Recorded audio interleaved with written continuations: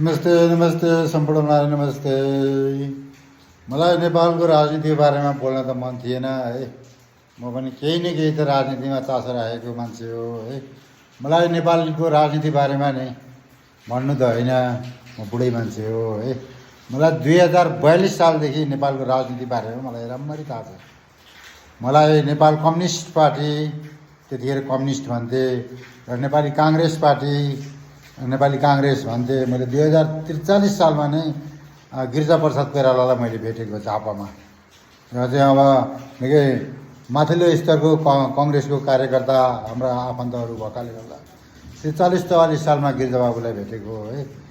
त्यतिखेरदेखि अहिले 2082 सालसम्ममा म एकदम ठुल्ठुला सहरमा नेपालमै बसेको छु। झापामा बस्दाखेरि पनि अब हाम्रो झापा मान्ने गुन्ने ठाउँमै हो है। पछाडि बिर्तामोड, दमक यी एरियामा हामी सधैँ बसोबास गर्ने र हिँड्ने ठाउँ हुन्। त्यहाँको राजनीति 2046, 48, 51, 52देखि लिएर 62, 63 त काठमाडौँ, 74, 75 काठमाडौँ, 81, 82 काठमाडौँ, यो सारा हेर्दाखेरि यहाँ सधैँभरि इन्डियाको रचगाछ। यहाँ प्रत्येक मान्छे सरकारी जागिरी होस् या राजनीतिकका उच्च पदाकृत हुन्, इन्डियाका धोतीहरूको तलब खाएर बसेका छन्। यी धोतीहरूले कहिल्यै नेपाललाई उँभो लाग्न दिँदैन। धोतीका सङ्गत परेका लगभग 1500 भन्दा बढी नेपालीहरू इन्डियाको तलब खाएर बसेका हुन्छन् है।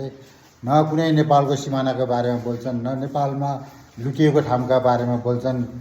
लिम्पियाधुरा, लिपुलेक र यहाँ तलको कयौँ झापाको तल मेची नगरपालिकादेखि लिएर माथि कञ्चनजङ्घाको माथिल्लो पाटो चाइनाले लुटेको, इन्डियाले लुटेको, र यो पश्चिमका कयौँ ठाउँहरू लगभग 165-63 ठाउँहरू है इन्डियाले लुटेका छन्। र कसैले इन्डियाको बारेमा बोल्दैन। यो इन्डियन धोतीहरू है, यस्तो धोतीहरूले यस्तो दिनका दिन मिचेका छन्। म विश्वप्रकाश शर्मा र गगन थापाको नजिकबाट चिन्ने मान्छे हुँ, र उनीहरूले अहिले मलाई बिर्सियो होला नजिकबाट। यिनीहरू यस्ता चुतिया भयो अहिले आएर है, मलाई थाहा छ। त्यस्तै चुतिया भएर मैले लगभग 51-52 सालदेखि नै लगभग नेपाली काङ्ग्रेसलाई तिलाञ्जली दिएको हो। र भित्रभित्रै त नेपाली काङ्ग्रेसले स्वतन्त्रता ल्यायो। 2062 पनि नेपाली काङ्ग्रेसको नेतृत्वमा भयो। अब 46 साल पनि नेपाली काङ्ग्रेसको नेतृत्वमा भयो। अब यस्ता परिवर्तन त धेरै आयो, तर सीमाको बारेमा न नेपाली काङ्ग्रेसले बोल्यो, न एमाले, न माओवादीले कसैले बोले, न अहिलेसम्म नेपाली सीमाको बारेमा कसैले बोल्छ है। कसैले बोलेर नेपाल दिनका दिन धोतीहरूले, धोतीका सिमानाका संरक्षकहरू सबै हाम्रा नेपाली आर्मी, पुलिस सबै कुत्ता भइदिए। यिनीहरूले नेपालको सिमाना मिचेको कहिल्यै देखेनन्। अब अहिले हुँदा अब मलाई त सुरुदेखि नै बालन शाह मन परेको थिएन। जब नेपाली राजनीतिमा उदाए बालन शाह, मेरो छोरोले पनि अस्ट्रेलियाबाट बालन शाहलाई चुनाव हाल्नु भन्यो, मैले त हालिनँ। र पछिल्लो कार्यक्रमहरू पनि धेरै ठाउँमा मैले बालन शाहलाई मन पराएन। र हिजो अस्तिको यो जेएनजीको आन्दोलनमा पनि एकजना एकदम के अरे यो जेएनजीका पहिलो अन्तर्वार्ता दिने भाइलाई पनि बालन शाहले थर्काएको कुरो सुने, र कयौँ चिजहरूमा बालन शाहले थर्काएका कुराहरू मैले बुझेँ है। बालन शाह कहिले पनि नेपालको हितमा थिएन। नेपाली र नेपाली समुदायका मान्छेहरू त नेपालका हितमा थिएनन्। बालन शाह त कहिले पनि नेपाली थिएन, र नेपालमा बसोबास गरेको चाहिँ थियो है। यसले नेपालको लागि कहिले राम्रो गर्दैन। अहिले अब सुशीला कार्की हाम्रो प्रधान न्यायाधीश र अहिले प्रधानमन्त्री बन्नुभएको छ होइन। उहाँ पनि अहिले बालन शाहको कठपुतली हुनुभएको छ। उहाँको मातहतबाट आउनुभएको गृहमन्त्री है, उहाँका कुराहरू कयौँ सुन्छु म है। उहाँको गृहमन्त्री त अहिले यस्तो चुतिया भयो है। अब न भ्रष्टाचारीलाई समाउने, न अस्तिका ज्यानमा रावलाई समाउने, न कुनै कामहरू राम्रो गर्ने, गफै मात्रै दिएर हिँड्ने। अब प्रधानमन्त्री सुशीला प्रधान न्यायाधीश अहिले प्रधानमन्त्री हुनुहुन्छ। उहाँले पनि कयौँ राजनीतिक कुराहरू गर्नुहुन्थ्यो, कति नै राम्रा काम गर्नुहुन्थ्यो। 5 दिनमा गर्छु म सबै काम, भ्रष्टाचारको निर्मूल गर्छु 5 दिनभित्रमा, सबैलाई ठिक लाउँछु भन्नुहुन्थ्यो। र रवि लामाछानेका पक्षमा पनि कुरो गर्नुहुन्थ्यो। कयौँ अदालत र कयौँ जिल्लाहरू घुमायो भन्नुहुन्थ्यो। हिजो अस्ति आएर फेरि अनाहकका नहुने कुरा गरेर चाहिँ टाइम बिताउनु भएको छ। अहिले 20-22 दिन भयो जेनजीका पुस्ताहरूले यो सत्ता परिवर्तन गरेको र उहाँहरूले कुनै पनि राजनीतिक एजेन्डा होइन हाम्रो, हामीले सत्ता परिवर्तन गर्ने होइन, हामीले अब यो सामन्ती संस्कारलाई चाहिँ अन्त्य गर्ने र भनेका छन् होइन। हामीले भनेका छन् अब यो शब्द त जता लगे पनि अब जे होला होइन। तर अहिलेका जेनजी पुस्ताहरूले गरेको यो 13 देखि 28 सम्मका साना बच्चा बच्चीहरूले गरेको आन्दोलनमा चाहिँ दुनियाँले रमाइलो गर्ने मौका पाइरहेछन्। दुनियाँले रमाइलो गरेका छन्। तपाईँ कति घर परिवारमा रुवावासी छ, यो दसैँ त्यसै बितेर गयो। घर परिवार साना साना बालबच्चाहरू, त्यो बालबच्चाहरूका बाउहरू पनि सायद मभन्दा धेरै कम उमेरका हुनुहुन्छ। उहाँका 15-16 वर्ष 13-14 वर्षका नानीहरू बितेर गए, घाइतेहरू भए र अनाहकमा दिनहरू बितिरहेका छन्। र सामन्ती संस्कारले चाहिँ जडो गाडेको यो मुलुकमा इन्डियन राजनीतिज्ञहरूले चाहिँ यहाँ चलखेल गरिरहेछन्। इन्डियन राजनीतिज्ञहरूले चलखेल गरेको पहिल्यै थाहा भयो। सुशीला न्यायाधीश प्रधानमन्त्रीले चाहिँ मोदीका प्रधानमन्त्रीलाई चाहिँ भेट्ने मन गरेको छु भनेर पहिल्यै कुरा गरिन्। र बालन शाहले पनि सुशीलालाई रोज्नु पनि यो राम्रो कुरो थिएन है। कस्ता कस्ता राजनीतिज्ञहरू, कस्ता कस्ता भाइहरू चाहिँ छन् अग्रपङ्क्तिमा। यी भाइहरूले गरेको आन्दोलन, यी भाइहरूले गरेको जनचेतना फैलाएर चाहिँ देशमा आन्दोलन गरेर देशलाई उथुलपुथुल र राजनीतिको नयाँ जग गाड्न खोजे ठाउँमा यी दुनियाँहरूले चाहिँ मोज मस्ती गर्न पाइरहेछन्। यी नेपाली काङ्ग्रेसका कुत्ताहरू, देउवा अथवा गगन थापा, विश्वप्रकाश शर्मा जस्ता कयौँ नालायक कुत्ताहरूले चाहिँ नेपाली काङ्ग्रेसलाई चाहिँ चरम बिन्दुमा डुबाएर सिध्याए है।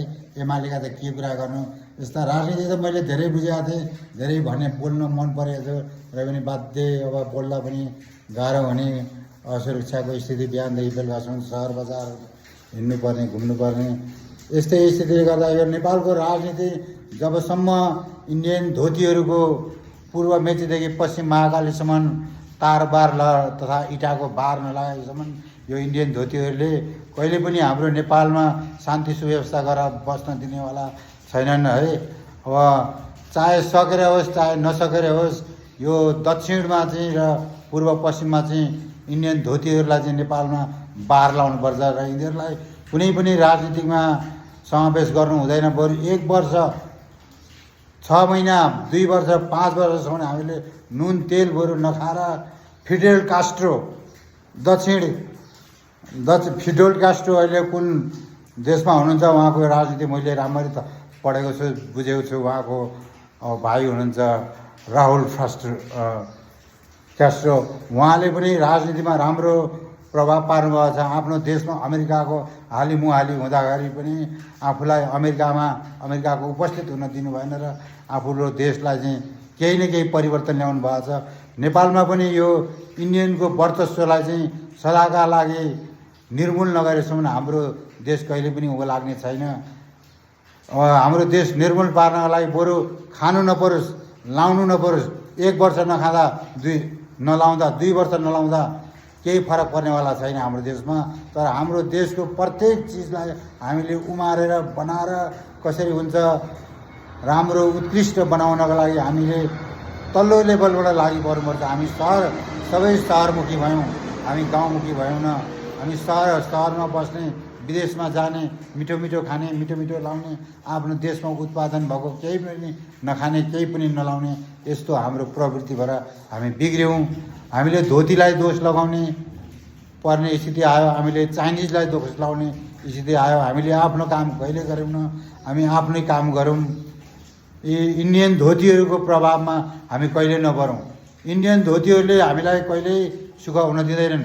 दक्षिण एसियामा हेरौँ, पाकिस्तान कहिले सुखी छैन,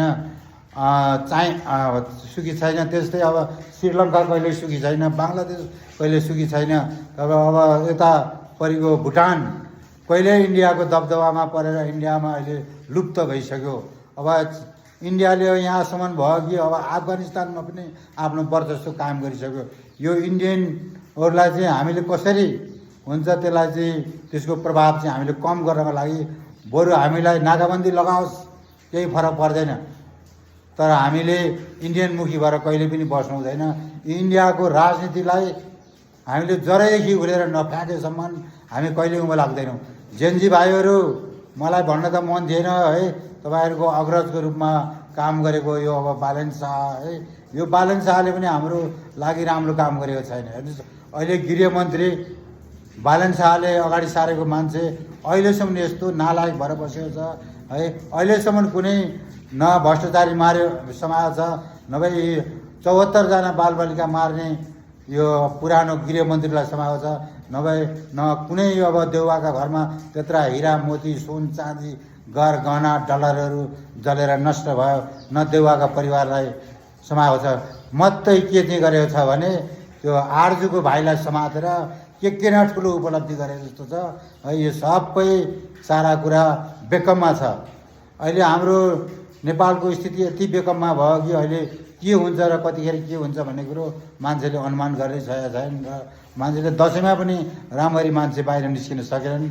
यो मेरो भिडियो चाहिँ लामै भए पनि राम्ररी सुनिदिनु होला। मलाई बोल्न त राम्ररी आउँदैन, तर मलाई यो कम्युनिस्ट काङ्ग्रेस भन्ने जन्तु चाहिँ नि मैले लगभग 62-63देखि चाहिँ नि राम्ररी चिने। न म 38 सालदेखि मैले कम्युनिस्टको बारेमा मैले बुझेको छु है। 42 सालदेखि राम्ररी काङ्ग्रेसको बारेमा बुझेँ है। यो राजनीति गर्थे राम्ररी गर्छन् होला भनेको गरेनन्। अब पञ्चायती व्यवस्था पनि राम्रो बुझेँ। म नेपाली पञ्चायती व्यवस्थाको बारेमा मलाई राम्ररी थाहा छ। म नेपाली स्काउटको अब नेपाल दुधे स्कुल, झापाको दुधे स्कुलबाट स्काउटको बारेमा राम्ररी जानेको हो म है। 2043 सालमा काठमाडौँमा आएर स्काउटको बारेमा अझै राम्ररी बुझेँ। राजकाजको बारेमा राजाहरूले कसरी बसेका थिए र राजाहरू के गर्छन् भन्ने बारेमा पनि मैले राम्ररी बुझेँ। त्यस कारणले गर्दा हाम्रो देशमा जबसम्म इन्डियनहरूको भारतीयहरूको धोतीहरूको यो हाउभाउ चलिरहन्छ नि तबसम्म नेपालीहरूले दुःखै पाइरहन्छ। नेपालबाट इन्डियाको राजदूतावास सहित जलाएर बाहिर इन्डियन धोतीहरूलाई, यहाँ चलखेल गर्ने इन्डियन धोतीहरूलाई आगो नलगाएसम्म नेपालमा कहिले पनि शान्ति हुँदैन। नेपालमा इन्डियन राजदूतावास जलाएर आगो बार्नुपर्छ र खरानी पारेर इन्डियन राजदूतावास फुकेर र इन्डियामा तार बारेर बार्न लगाएसम्म कहिले शान्ति हुनेवाला छैन। म अहिले मर्न तयार छु, तर इन्डियन धोतीहरूको उपस्थिति मलाई कहिले पनि मान्य हुने छैन। इन्डियन धोतीहरूको उपस्थिति जबसम्म नेपालमा हुन्छ तबसम्म नेपालले कहिले पनि शान्ति पाउँदैन। दक्षिण एसियामा कहिल्यै शान्ति पाएका छैन। पाकिस्तानले शान्ति पाएन, श्रीलङ्काले शान्ति पाएन, बङ्गलादेशले शान्ति पाएन। यो मैले धेरै मिसावट गरेर भने है। यो भुटानले पनि कहिले शान्ति पाएको छैन। ल, भुटानबाट शरणार्थी भएर नेपाल पसेका नेपालीहरूले यो इन्डियाले गर्दाखेरि कहिल्यै शान्ति दिएन। मेरो भनाइ यति हो है। जय जेनजी भाइहरू है। अब आउँदा दिनहरूमा तपाईँहरूलाई समर्पित यो नेपाल सधैँका लागि उच्च रहोस् र हामी त बुढापाका भइसक्यो है त। अब जय नेपाल, जय जेनजी है त।